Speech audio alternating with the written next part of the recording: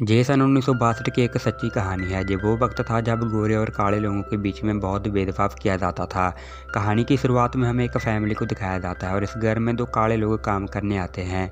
Tony को ये बिल्कुल भी अच्छा नहीं लगता क्योंकि टोनी काले लोगों से नफरत करता है। लेकिन टोनी की पत्नी काले और गोरे लोगों के बीच में भेदभाव नहीं रखती। इसीलिए इनके घर में जो दो काले लोग काम करने आते हैं उन्हें टोनी की पत्नी गिलास में कुछ पीने के लिए देती है।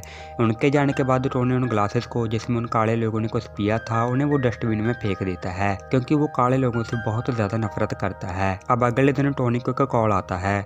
उसे बताया जाता है कि डॉक्टर डॉन सर्ली को एक ड्राइवर की ज़रूरत है। अगर उसे जॉब चाहिए तो उसे इंटरव्यू देने के लिए आना पड़ेगा। डॉक्टर डॉन सर्ली एक ब्लैक आदमी है जो कि बहुत अमीर होता है और वो एक आलीशान ज़िंदगी जीता है। जब टोनी इंटरव्यू देने के लिए जाता है तो वो डॉक्टर डॉन सर्ली को देखकर हैरान हो जाता है क्योंकि इस वक्त में काले लोग अमीर नहीं हुआ करते थे। डॉक्टर सर्ली उसे बताते हैं कि उसे कॉन्सर्ट के लिए जाना है और उसी के लिए उसे एक ड्राइवर की ज़रूरत है और बहुत लोगों ने आपको रेकमेंड किया है। मैं तुम्हें एक वीक के $100 पे कर सकता हूँ, साथ ही रहना खाना सब कुछ मेरी तरफ से, लेकिन साथ में मेरे कपड़े आपको आयरन करने होंगे और जूतों को पॉलिश भी करना होगा। ये सुनकर टोनी खड़ा हो जाता है। वो कहता है कि मैं सिर्फ कार ड्राइव का काम कर सकता हूँ, इसके अलावा कुछ भी नहीं। सर्ली कहता है कि मुझे तुम्हारी शर्त मंजूर है, तुम सिर्फ मेरे लिए कार ड्राइव करोगे। अब अगले दिन टोनी के पास दो लोग आते हैं जो उसे सारी जानकारी देते हैं, साथ ही उसे एक बुक देते हैं जिसका नाम ग्रीन बुक है। उस वक्त में ग्रीन बुक बहुत ही काम की किताब हुआ करती थी क्योंकि सन 1960 में कुछ ऐसे होटल थे जिनमें काले लोगों को बिल्कुल भी जाने की अनुमति नहीं होती थी। इसीलिए ग्रीन बुक किताब को बनाया गया था क्योंकि इसमें बहुत सारे होटल की बहुत सारी जानकारी थी जिनमें काले लोग रह सकते थे। सारी चीज़ें समझने के बाद टोनी सर्ली को पिक करता है, लेकिन टोनी सर्ली का बैग उठाकर गाड़ी में नहीं रखता क्योंकि वो सिर्फ उसके लिए कार ड्राइव करेगा। और अब ये अपनी जर्नी के लिए बिल्कुल तैयार होते हैं और कुछ टाइम के बाद में इनका सफ़र शुरू हो जाता है।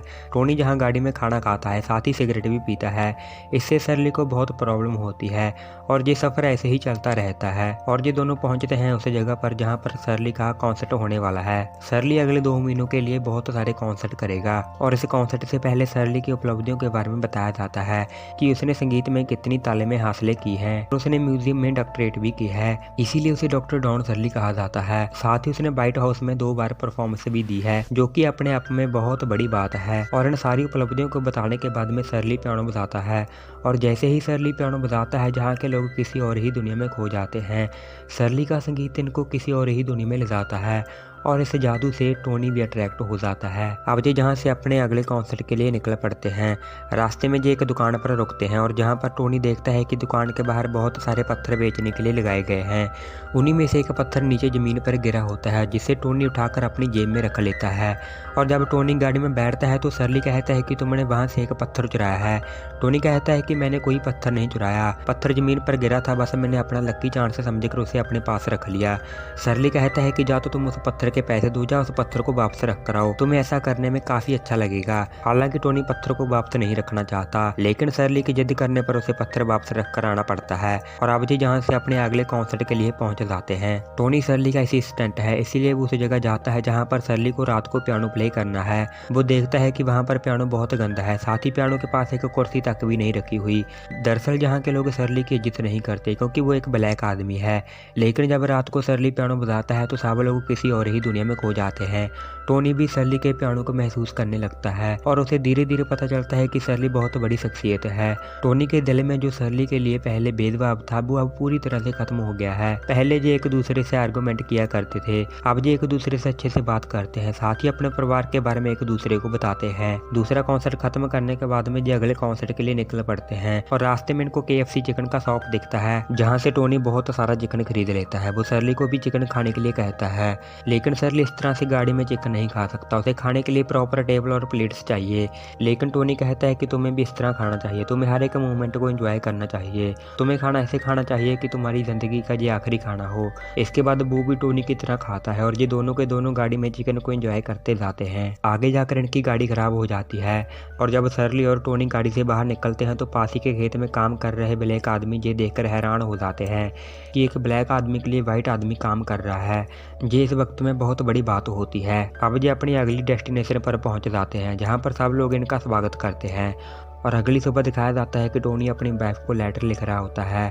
दरअसल वो बार बार अपनी वाइफ को लेटर लिखता है क्योंकि वो उसे बहुत मिस करता है। टोनी के लेटर में स्पेलिंग की बहुत ज़्यादा मिस्टेक होती है। कोई भी आदमी अपनी पत्नी को ऐसे लेटर नहीं लिखता क्योंकि इसके शब्द बहुत ही ज़्यादा रोमांटिक होते हैं। फिर शर्ली कहता है कि जो मैं कहूँगा तुम्हें वही लिखना होगा। फिर इसके बाद वो बताता है कि उसमें क्या क्या लिखना है और शर्ली बहुत प्यारे प्यारे शब्द बताता है, जिससे कि टोनी एक बहुत प्यारा लेटर लिखता है। और इस लेटर को पढ़कर टोनी की पत्नी बहुत खुश होती है क्योंकि इसमें बहुत सारी रोमांटिक बातें लिखी होती हैं जो कि टोनी ने आज के पहले कभी नहीं लिखी। अब दिखाया जाता है कि जब अपने अगले शो के लिए एक होटल पहुंचते हैं जहां पर टोनी के दोस्त मिलते हैं। वो देखते हैं कि टोनी एक ब्लैक आदमी के लिए काम कर रहा होता है। वो टोनी से कहते हैं कि तुम इस आदमी का काम छोड़ दो, हम तुम्हें एक अच्छा काम दिलवा देंगे जहाँ तुम्हें पैसे भी डबल मिलेंगे। टोनी कहता है कि मैं ऑलरेडी बुकड हूँ, मेरे पास एक अच्छा काम है। उनके दोस्त कहते हैं कि आज रात को 8 बजे हमसे बार में मिलना। और फिर रात को टोनी जब बार में जाने लगता है तभी शर्ली उसे रोक लेता है। वो टोनी से कहता है कि तुमने अपना काम बहुत अच्छे से किया, क्यों ना तुम मेरे रोड ट्रिप के मैनेजर बन जाओ, मैं तुम्हारे पैसे भी डबल कर दूंगा, बट तुम जॉब मत छोड़ना। टोनी कहता है कि मैंने एक बार तुमसे वादा किया कि अगले 2 महीने तक मैं तुम्हारे साथ हूँ, फिर मैं 2 महीने से पहले तुम्हारा साथ नहीं छोड़ूंगा। और ये बात शर्ली को बहुत अच्छी लगती है और उसे पता चलता है कि टोनी के भी कुछ अपने असूल हैं। इसके बाद टोनी अपने दोस्त के पास नहीं जाता बल्कि टोनी शर्ली से बहुत सारी बातें करने लग जाता है। अब ये एक दूसरे को समझते हैं और इनकी दोस्ती बहुत गहरी हो जाती है। ये एक के बाद एक कॉन्सर्ट करते जाते हैं और ये दोनों पहले से भी अच्छे दोस्त बन जाते हैं। अब अगले सीन में टोनी की पत्नी को दिखाया जाता है जो कि टोनी के लेटर पढ़कर बहुत ज्यादा खुश होती है और वो अपने पड़ोसी को भी अपने लेटर पढ़कर सुनाती है, जिससे वो लोग सोचते हैं कि काश हमारे पति भी ऐसे लेटर हमें भेजते। ये दोनों अपना शो खत्म करने के बाद अपने अगले शो के लिए निकल पड़ते हैं। रात को काफी ज्यादा बारिश हो रही होती है, इसीलिए वे रास्ता भटक जाते हैं और तभी इन्हें पुलिस वाले रोक लेते हैं और वो देखते हैं कि व्हाइट मैन ब्लैक मैन के लिए गाड़ी चला रहा होता है। ये बात पुलिस वाले को बिल्कुल भी अच्छी नहीं लगती। वो कहता है कि सिटी में रात को नेगरो नहीं घूम सकते, उसे गाड़ी से बाहर निकालो। हालांकि टोनी मना करता है लेकिन फिर भी शर्ली को जबरदस्ती गाड़ी से बाहर निकाला जाता है। पुलिस वाले को जब टोनी का पूरा नाम पता चलता है कि उसका नाम टोनी गैलोंगा है तो वो पूछता है कि इसे कैसा सरनेम है। टोनी कहता है कि मैं इटालियन हूँ। पुलिस वाला कहता है कि तुम शायद आधे नेगरो हो, इसीलिए ब्लैक आदमी के लिए गाड़ी चलाते हो। टोनी को ये सुनकर काफी गुस्सा आता है और वो पुलिस वाले को पंच मारता है, जिसके बाद इन दोनों को अरेस्ट कर लिया जाता है। जहाँ शर्ली पुलिस वालों को कहता है कि मैं अपने वकील से बात करना चाहता हूँ, ये मेरा अधिकार है। उसे कॉल करने दिया जाता है और कुछ ही देर के बाद इन्हें गवर्नर का कॉल आता है। वो कहते हैं कि इन दोनों को छोड़ दिया जाए। पुलिस वालों को ना चाहकर भी इनको छोड़ना पड़ता है और अब शर्ली टोनी से कहता है कि तुम्हें पुलिस वाले के ऊपर हाथ नहीं उठाना चाहिए था। टोनी कहता है कि उसने हमें बारिश में बाहर निकाला इसलिए मैंने उसके ऊपर हाथ उठाया। शर्ली कहता है कि नहीं, उसने तुम्हें आधा निगरो कहा इसलिए तुमने उसके ऊपर हाथ उठाया। टोनी कहता है तुम बहुत अमीर हो और मैं सड़कों पर पड़ा हूँ, इसलिए मेरी दुनिया तुमसे भी ज्यादा काली है। तुम्हें नहीं पता कि तुम जैसे ब्लैक लोग कैसे जिंदगी जीते हैं और कैसे बोलते हैं। शर्ली को ये बात बहुत बुरी लगती है और वो गाड़ी से बाहर निकल जाता है। शर्ली कहता है कि हाँ मेरे पास पैसे हैं, मैं अमीर व्हाइट लोगों के लिए पियानो प्ले करता हूँ और वो मुझे बहुत सारे पैसे भी देते हैं,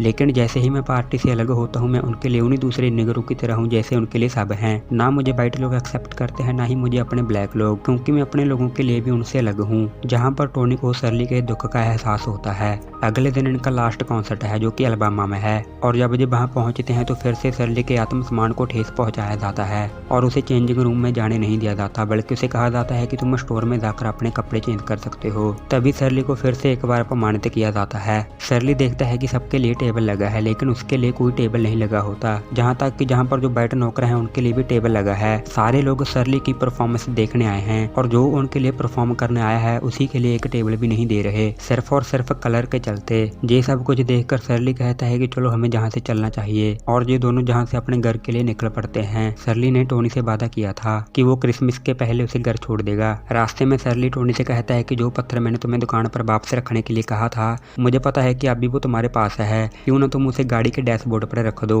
टोनी उस पत्थर को डैशबोर्ड पर रख देता है। अब ये दोनों एक दूसरे को समझते हैं। ये दोनों एक दूसरे के बहुत अच्छे दोस्त बन जाते हैं। इनके बीच में जो भी भेदभाव था वो पूरी तरह से खत्म हो चुका है। शर्ली चाहता है कि टोनी किसी भी तरह से अपने घर क्रिसमस की रात पहुंच जाए, इसीलिए वो टोनी को पीछे चलाकर खुद ड्राइव करके उसे उसके घर तक पहुंचा देता है। टोनी शर्ली से कहता है कि तुम भी आओ, लेकिन शर्ली आने से मना कर देता है और वो अपने घर चला जाता है। टोनी की फैमिली टोनी को देखकर बहुत ज्यादा खुश हो जाती है। वहीं शर्ली को दिखाया जाता है जो कि घर में अकेला होता है। टोनी चाहता था कि शर्ली क्रिसमस के दिन उनकी फैमिली के साथ रहे, इसलिए वो अपने आप को रोक नहीं पाता और वो टोनी के घर में चला जाता है। टोनी जब दरवाजा खोलता है तो वो देखता है कि वहाँ पर शर्ली खड़ा होता है। टोनी उसे देखकर बहुत खुश हो जाता है और वो उसे अपने गले से लगा लेता है। इसके बाद टोनी अपनी पत्नी को भी शर्ली से मिलाता है। उसकी पत्नी पत्नी सरली को अपने गले से लगा लेती है और उसके कान में बोलती है कि थैंक्स फॉर द लेटर। दरअसल इसे पता था कि टोनी ने जो भी लेटर लिखे हैं वो सरली ने लिखाए हैं। ये सुनकर सरली के चेहरे पर मुस्कुराहट आ जाती है। इस कहानी में रंग को लेकर भेदभाव और दोस्ती को बहुत अच्छे से दिखाया गया है और हमारे सामने उन सारी सिचुएशन को लाकर रख दिया है जिन सिचुएशन को पहले काले लोग झेला करते थे। इस चीज को स्क्रीन पर देखकर ही निराशा मिलती है। तो आप सोच सकते हो कि जिन लोगों ने इस चीज को झेला है उन्हें कैसा महसूस होता होगा। हम उसके बारे में सोच भी नहीं सकते।